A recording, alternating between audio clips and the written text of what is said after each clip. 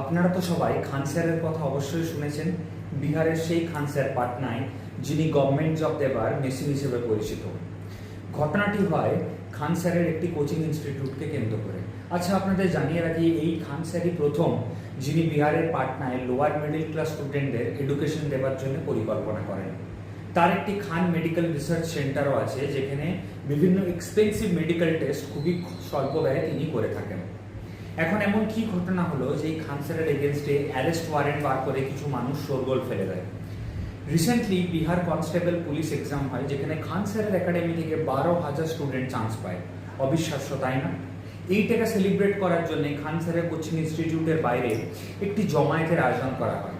হঠাৎ করে কিছু বহিরাগত স্টুডেন্ট সেখানে স্টোন পেল্টিং মানে ঢিল ছুঁড়ে জায়গাটিতে একটি অবিশ্বাস্য রকমের ঝগড়া ঝামেলা করার সূচনা করেন। স্বাভাবিকভাবে খান স্যারের যারা গার্ড ছিল তারা ওপেন ফায়ারিং করে এয়ারে আর লাঠিচার্জ করে।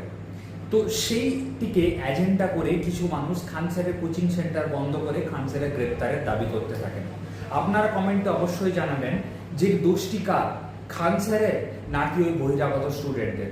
আমাদের দেশে এইরকম ইনিশিয়েটিভ নিয়ে মানুষদের সাথে কি সেম রকমেরই অবিচার হয়ে থাকে? কমেন্টে অবশ্যই জানাবেন।